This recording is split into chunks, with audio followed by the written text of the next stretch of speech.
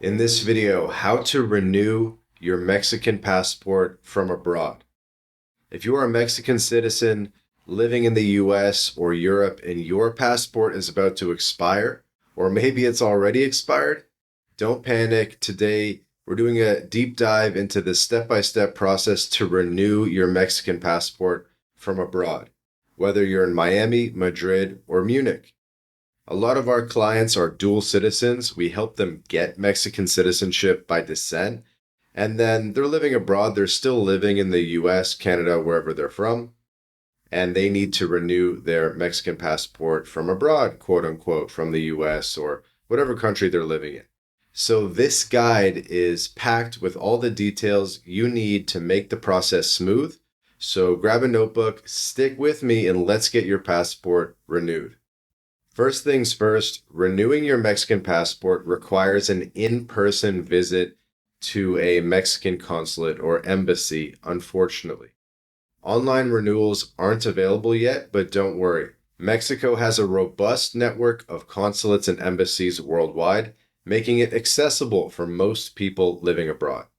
Step 1, locate your nearest Mexican consulate or embassy.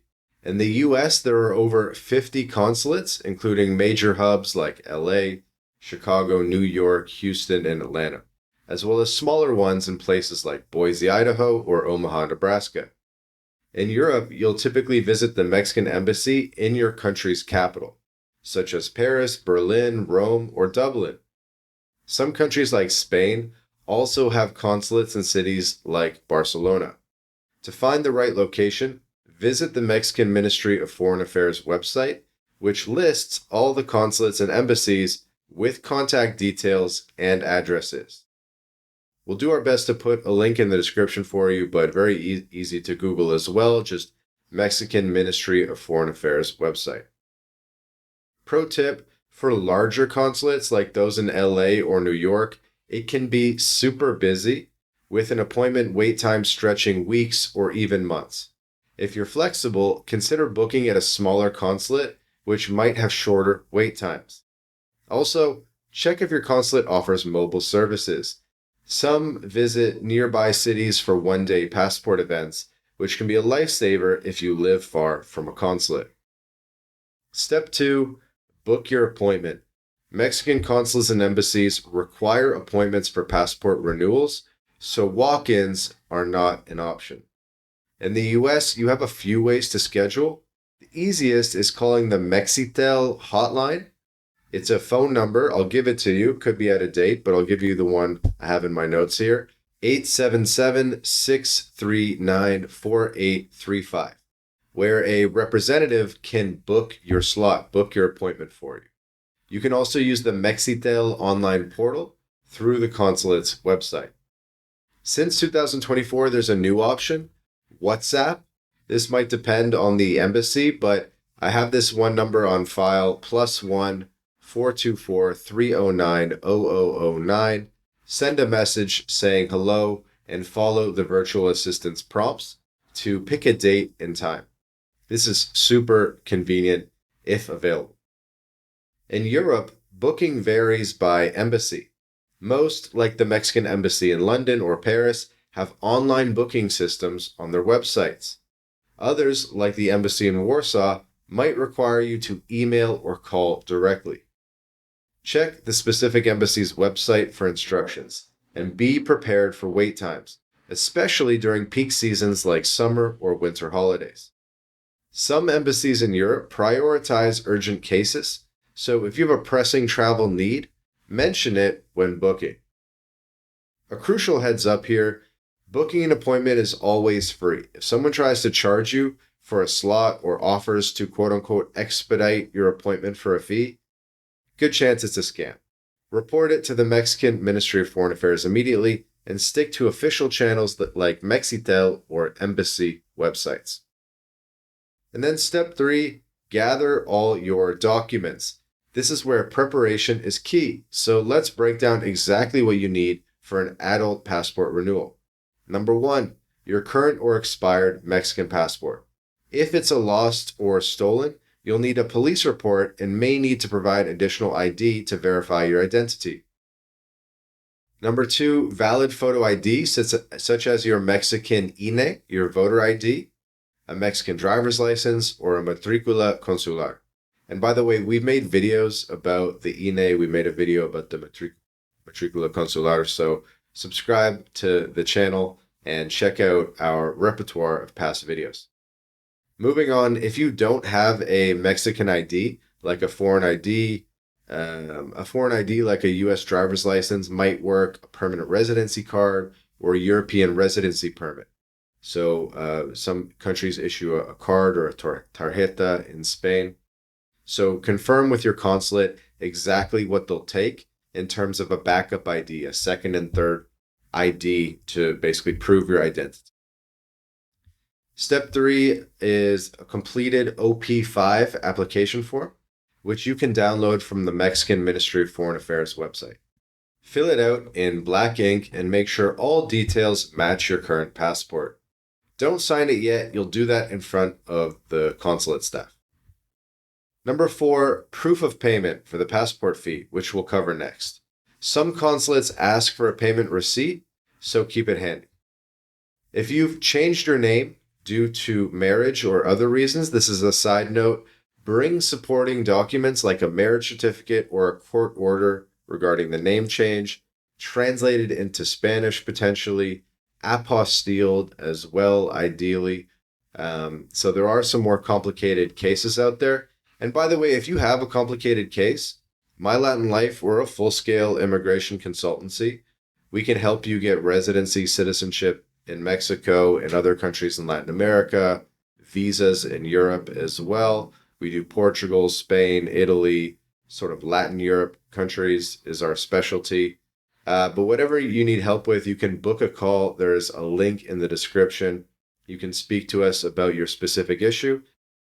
Next note here is regarding families, the requirements are more strict in minor birth certificates. So you will need the minor's birth certificate in original and copy. You'll need passports or IDs for both parents or legal guardians. You'll need a notarized parental consent form if one of the parents can't attend the appointment, or a court document if one parent has sole custody. Also, both parents or guardians must be present at the appointment unless you have proper authorization. So ideally, both parents attend for their kids. If only one parent can attend, makes it a little bit more complex in terms of providing notarized consent in exactly the type of way that the embassy wants to see it. Now let's talk photos. In the US, most consulates take your passport photos on site, which is included in the fee. In Europe, some embassies require you to bring 2 identical passport size photos.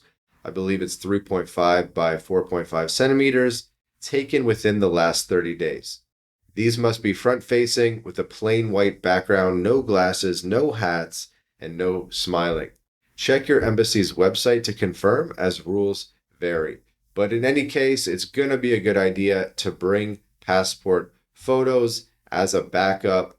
I mean, better to be safe than sorry and ruin your whole appointment. So bring passport photos as well. That's another insider tip for you. For example, the Mexican embassy in Berlin requires photos while the one in London takes them on site. And one last document tip here, bring originals and copies of everything. Some consulates are super picky about this, and having copies ready can save you a headache. And if you want to be super diligent about this, you could have copies in both black and white and color, because sometimes they really want color.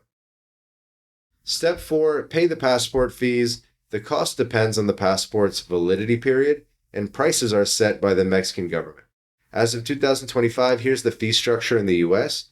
So 1-year passport for minors is $43. 3-year passport is $95. 10-year passport is $192. Okay, so you're looking at potentially a couple $100 to get your passport renewed. In Europe, fees are charged in local currency, so they fluctuate with exchange rates. Okay? Some embassies, like the one in Madrid, require you to deposit the fee into a specific bank account before your appointment and bring the receipt. Others, like the US, might accept payment on site via credit card, cash, or money order. Always check your consulate or embassy's website for payment methods, as some don't accept cash. Here's a bonus. If you're 60 or older, you qualify for a 50% discount on passport fees in the US. And some European embassies offer similar senior discounts, so always be sure to ask. And if you have a disability as well, you may be eligible for a discount or expedited service. Contact your consulate to ask. Step 5, attend your appointment. Arrive at least 15 minutes early to avoid any stress. Dress neatly. Think business casual, and bring all your documents organized and ready. At the consulate or embassy, you'll submit your application and documents, have your photo taken if not provided, provide biometrics like fingerprints and a digital signature. And then you'll pay the fee if not paid beforehand. The staff will verify your documents and ask you to sign the OP5 form. If everything checks out, you're almost done. In the US, most consulates process and issue your new passport the same day, often within a few hours. In Europe, it's different. Passports are printed in Mexico and shipped via diplomatic pouch, which can take 4 to 6 weeks. Some embassies, like the one in Paris, offer tracking updates, while others require you to wait for a pickup or delivery notice. Be sure to ask about delivery method at the embassy or consulate that you attend. If you need to travel urgently, ask about an emergency passport. These are valid for up to 1 year and can sometimes be issued faster, but they're only granted for documented emergencies like medical travel or family issues.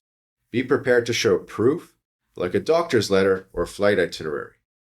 Step 6. Receive your new passport. In the US, you'll likely walk out with it same day, ready to use.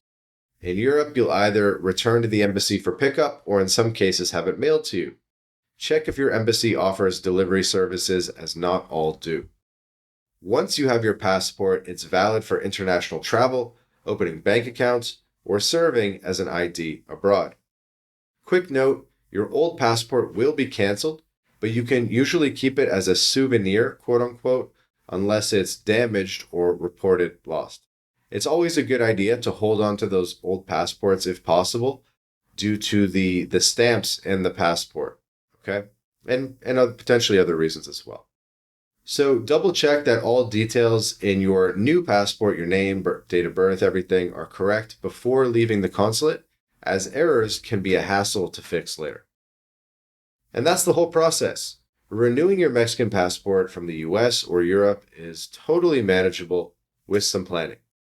Let's recap. Number 1, find your consulate or embassy. 2, book a free appointment. 3, gather your documents and photos. 4, pay the fees. 5, attend your appointment. And 6, collect your shiny new passport. You've got this. If you have any questions or your own renewal tips, if you think I missed anything, drop them in the comments. We'd love to hear your experiences, especially quirks from different consulates or embassies around the world. Don't forget to like, subscribe, and hit that notification bell for more travel and expat guides. Hasta la próxima.